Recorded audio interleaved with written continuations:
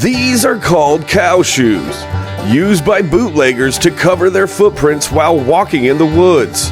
The secrecy of a moonshiner's still site is paramount. The hoofprints were supposed to deter law enforcement, who were often found searching the woods looking for still sites.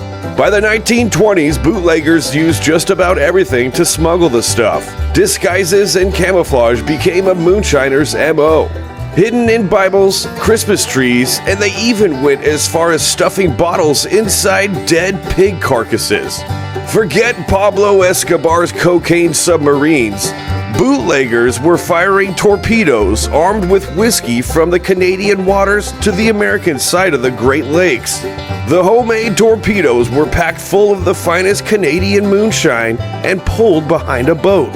With Prohibition in full effect, rum runners turned to Canada, which had favorable liquor laws. Being close to the border, Detroit became a bootlegger's whiskey dream. The waterways between Michigan and Ontario became laden with whiskey torpedoes. Bootleggers and moonshiners are known for being clever and thinking on their feet. But a real shocker came when authorities stumbled upon the most elaborate moonshine hideout ever seen. In the shipping ports of Detroit, authorities found sunken boats that were used to hide an elaborate underwater cable delivery system, which electronically hauled metal cylinders of booze. One of the pipelines became known as the Windsor-Detroit Funnel. The coordinated effort of moonshiners and bootleggers staggered the police, leaving them scratching their heads.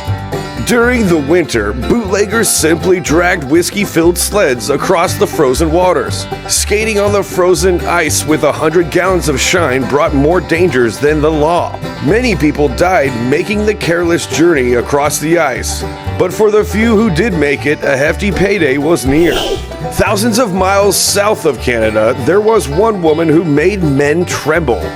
Called the Queen of the Bootleggers, Gertrude Cleo Lithgow was running an entire rum supply business from the Bahamas. The story goes that a man was talking crap about her liquor, Lithgow herself, and the fact that she was a woman. The man disappeared a few days later, and she was quoted saying, "I told him I'd put a bullet through him as sure as he sat there. He went away mighty quick."